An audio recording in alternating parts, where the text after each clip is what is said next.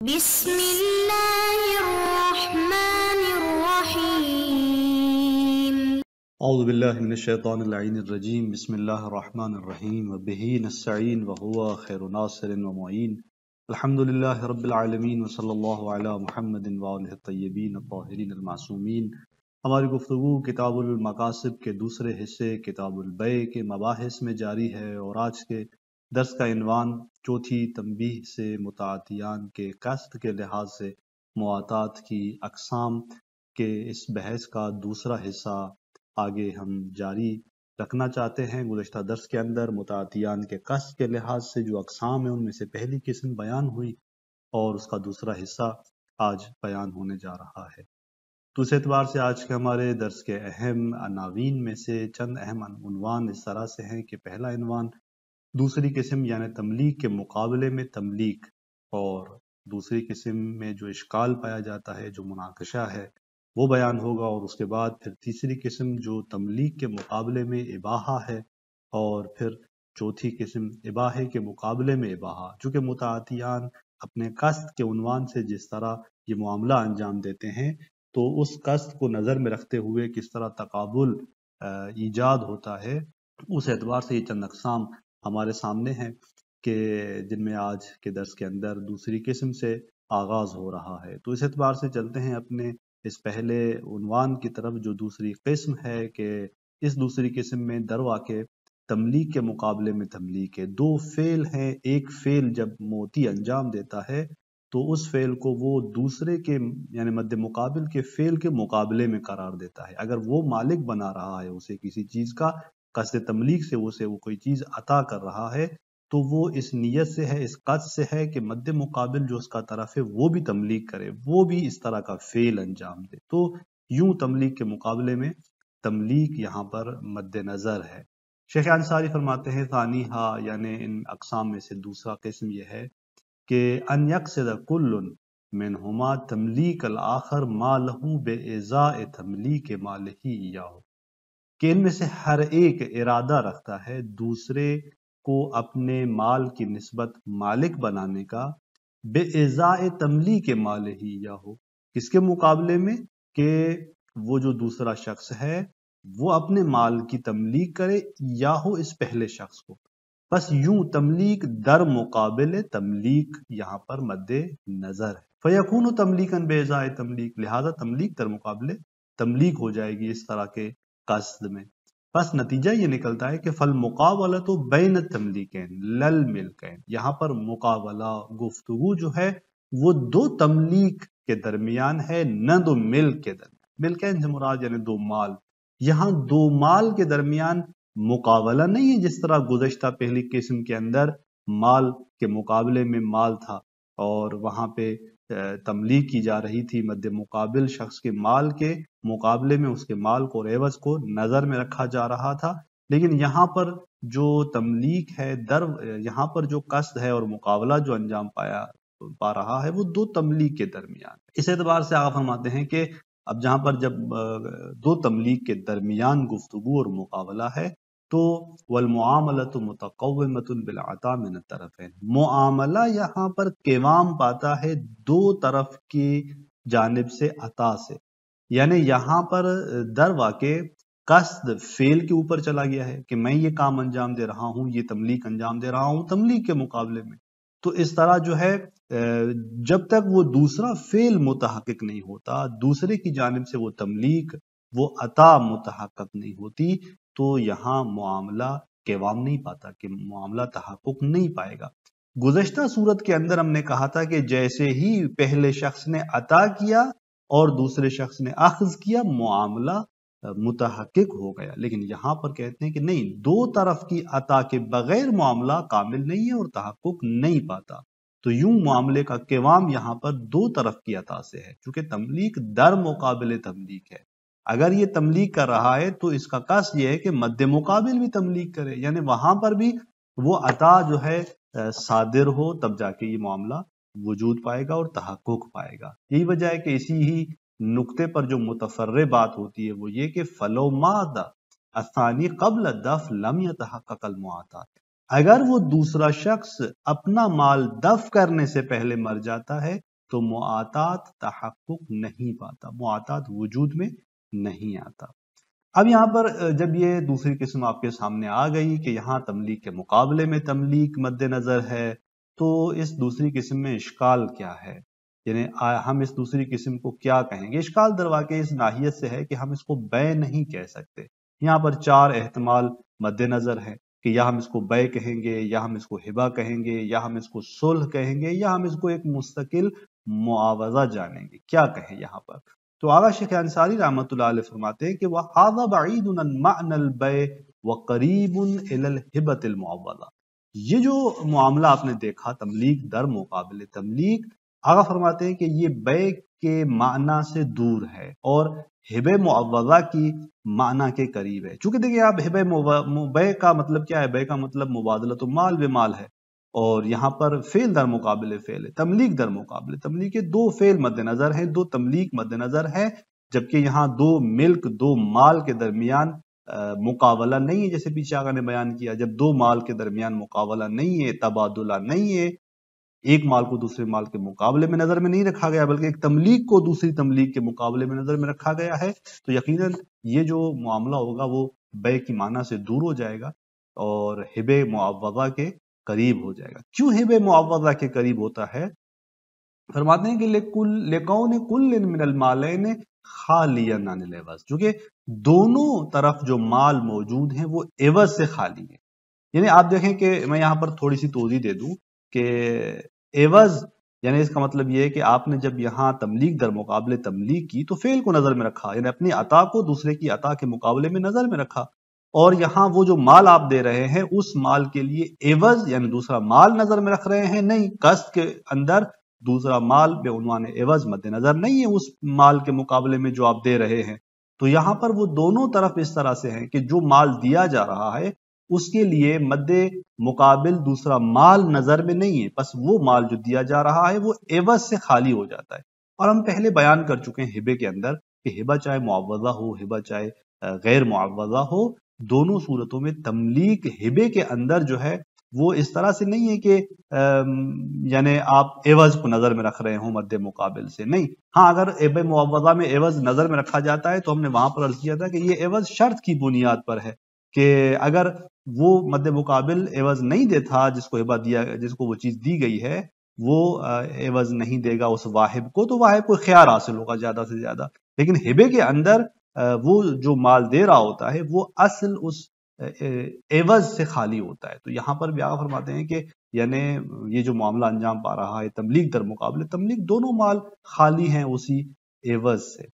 لہذا فرماتے ہیں کہ لیکن اجراء حکم ہبۃ المعوضۃ علیہ مشکل، یہاں پر ہبہ معوضہ کے حکم کو اس پر جاری جانے خود یہ مشکل ہے۔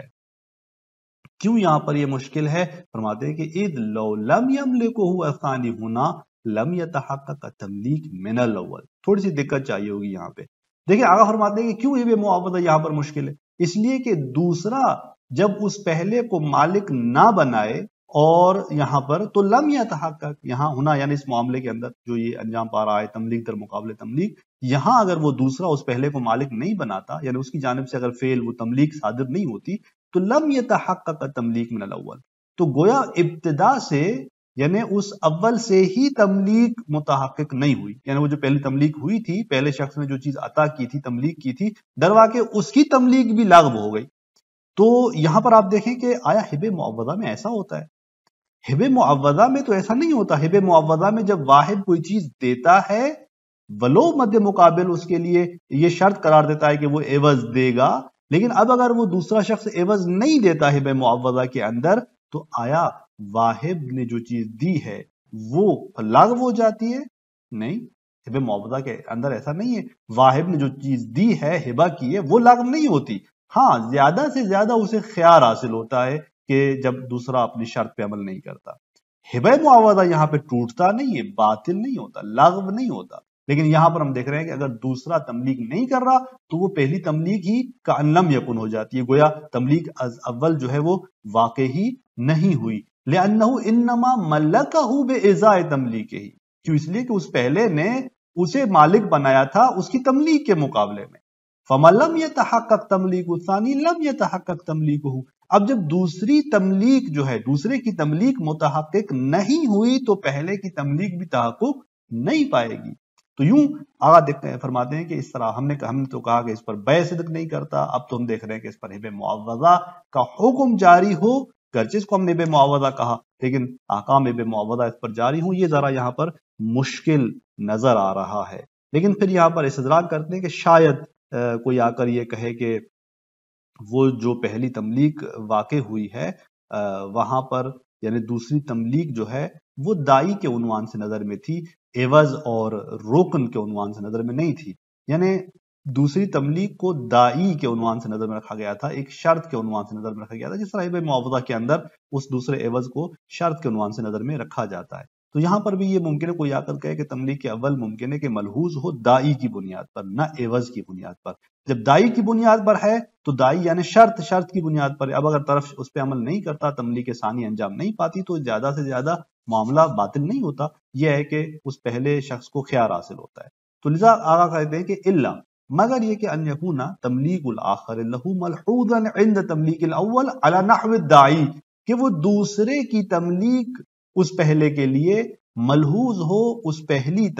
شخص کے تملیک کے وقت کس بنا پر؟ علی نحو الداعی، دائی کی بنیاد پر، یعنی ایک شرط کی بنیاد پر یہ تملیک اول ہو رہی ہے اس شرط پر کہ دوسرا بھی تملیک کرے گا. لل عوض، وہ دوسری تملیک عوض کی بنیاد پر نہیں تھی، یعنی عوضیت اور رکنیت اس کے اندر مد نظر نہیں تھی. فرماتے ہیں کہ فلا یقدح تخلف، اگر اس طرح سے ہے تو اس کا تخلف جو ہے وہ مانے نہیں ہوتا. چونکہ دائی ہے لہٰذا دائی کی بنیاد پر یعنی وہ شرط کی حیثیت پیدا کرتا ہے. جب شرط کی حیثیت پیدا کرتا ہے یعنی وہ دوسری تملیک شرط کی حیثیت پیدا کرتی ہے تو یہاں پر پھر رکنیت وجود نہیں پاتی اس معنی میں کہ یعنی معاملہ ہی لغو ہو جاتا ہے اگر وہ دوسری تملیک نہ ہو، نہیں، بلکہ دائی ہے یعنی اگر انجام نہیں پاتی دوسری تملیک تو یہاں تخلف اس کا معنی ایجاد نہیں کرتا. تو یوں ہم دیکھتے ہیں کہ شیخ انصاری رحمۃ اللہ علیہ پہلے اس کو بیع کہنے میں اشکال کرتے ہیں اور پھر معوضہ کے اندر بھی مشکل ایجاد ہوئی کہ جس کی توضیح جو ہے آپ کے سامنے بیان کی گئی. لیکن اس کے بعد دو احتمال اور موجود ہیں اور شیخ ترجیح دیتے ہیں کہ یہ دوسری قسم یا سولو ہے یا معاوضے مستقلہ. فرماتے ہیں کہ فالاولا ان یقال، زیادہ بہتر یہ ہے کہ یہ کہا جائے کہ انہا مصالحۃ و تسالم علی امر معین او معاوضۃ مستقل، کہ یہ ایک مصالحہ ہے، تسالم توافق ہے ایک معین چیز پر کہ، اور یا ہم اس کو یوں کہیں کہ یہ معاوضہ مستقلہ ہے. معاوضہ مستقلہ یعنی نہ اس پر عوض، نہ اس پر عنوان بیع ہے، نہ اس پر عنوان ہبے کا اطلاق آتا ہے، نہ سولو کا، بلکہ الگ سے ایک مستقل معاملے کی صورت رکھتا ہے. تو یہ تقریباً جو ہے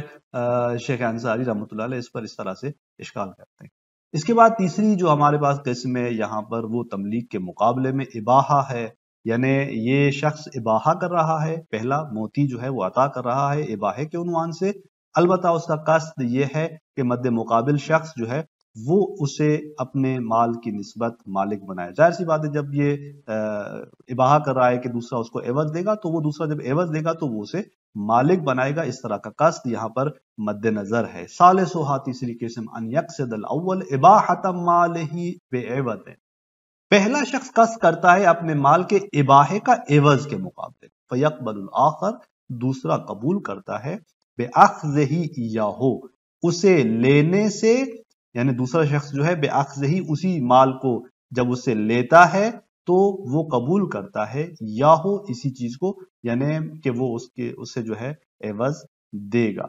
تو اس طرح آگا فرماتے ہیں کہ فیکون الصادر من الاول الاباحۃ بالعوض، پہلے شخص کی طرف سے جو چیز صادر ہے وہ اباحہ بالعوض ہے، عوض کے مقابلے میں اباحہ صادر ہو رہا ہے. ومن الثانی بقبولہ لہا التملیک، اور دوسرے کی جانب سے اسی اباحے کو قبول کرنے سے تملیک صادر ہو رہی ہے. جیسے ہی دوسرا اس کی اس اباحے کو قبول کرتا ہے تو وہ اسے عوض دے گا، جب عوض دے گا یعنی وہ اسے اس عوض کی نسبت جو ہے مالک بنائے گا، اور یوں دوسرے کی جانب سے تملیک وجود پاتی ہے. کما لو صرح بقولہ، جیسے وہ اس بات اپنے اس قول سے تصریح کرتا ہے کہ ابحت لک کذا بدرہم، میں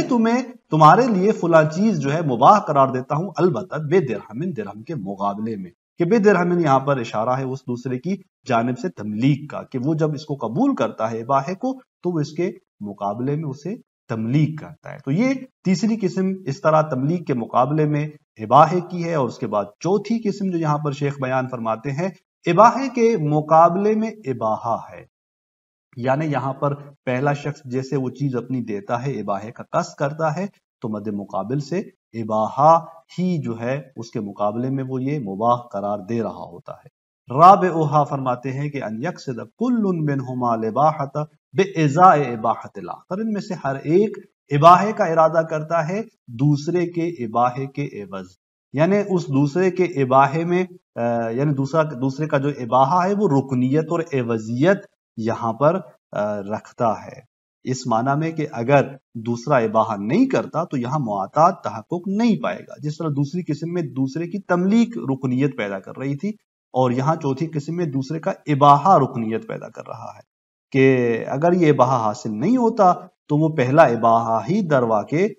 لغو ہو جاتا ہے۔ فَيَكُونُ إِبَاحَةً بِإِذَاءِ إِبَاحَةٍ، یہاں پر یہ جو ہے دروا کے اباحہ ہے اباحہ کے مقابلے میں، او إِبَاحَةً بِدَاعِ إِبَاحَةٍ، یا اباحہ ہے اباحے کے داعی کے عنوان سے، یعنی دوسرے کے اباحے کے داعی کے مقابلے میں، یعنی یہ کہ دوسرا یا تو دونوں صورتیں اشارہ کر رہے ہیں کہ یا تو اباحہ در مقابل اباحہ ہے، اگر ہم اس صورت کو لیتے ہیں تو دوسرا اباحہ رکنیت پیدا کرتا ہے، دوسرا اباحہ عوض کی حیثیت پیدا کرتا ہے، اس کے بغیر پہلا اباحہ لغو ہو جاتا ہے، یا اباحہ داعی اباحہ کے عوض ہے، داعی اباحہ یعنی دوسرا جو اباحہ ہے وہ پھر اس دوسری صورت میں داعی کے عنوان سے مد نظر ہے، جب داعی کے عنوان سے مد نظر ہے اس کا مطلب یہ ہے کہ اگر وہ دوسرا اباحہ تحقق نہیں پاتا تو پہلا اباحہ لغو نہیں ہے، چونکہ دوسرا فقط ایک شرط کی حیثیت سے یہاں پر ہے، جیسے ہم نے پیچھے اس کی توضیحات بھی دے دی تھی کہ داعی سے ہمارا کیا مد نظر ہے، جیسے خدا فرماتے ہیں کہ علامہ تقدم نظیرہ فی الوجہ الثانی، یعنی اس بنیاد پر جس کی مثال جو ہے جس کی نظیر وجہ ثانی میں بیان ہو چکی، وہ کیا کہ من امکان تصور علی نحو الداعی ولا نحو العوضیہ، کہ امکان ہے اس کو تصور کیا جائے، یہ اس صورت کو یوں دیکھا جائے کہ یہ بنا بر داعی ہے، اور یہ بھی امکان ہے کہ اس کو تصور کیا جائے کہ یہ بنا بر عوضیت ہے۔ بنا بر داعی ہے اس کا مطلب یہ ہے کہ یعنی وہ شرط کی حیثیت رکھتا ہے وہ دوسرا اباحہ، اگر وہ حاصل نہیں ہوتا تو بھی معاطات اور یہ معاملہ انجام پا چکا ہوتا ہے، یا عوضیت کی بنا پر ہے، یعنی دوسرا اباحہ جو ہے وہ رکنیت کی حیثیت رکھتا ہے، اگر وہ حاصل نہیں ہوگا تو یہ پہلا اباحہ لغو ہو جائے گا۔ تو یہ دونوں صورتیں مد نظر ہیں۔ تو یوں تیسری اور چوتھی یہ قسم ہمارے سامنے آغا اس طرح سے بیان فرماتے ہیں کہ تملیغ ہے، یعنی تملیغ کے مقابلے میں اباحہ ہے، یا اباحے کے مقابلے میں اباحہ ہے۔ تو اس طرح یہ تیسری اور چوتھی اس قسم کے اندر، ان دونوں قسموں کے اندر بھی ایک اشکال بلکہ دو اشکال یہاں پر شیخ انصاری بیان فرماتے ہیں کہ جس کو انشاءاللہ اگلے درس کے اندر ہم آپ کے لیے بیان کریں گے۔ والسلام علیکم ورحمۃ اللہ وبرکاتہ۔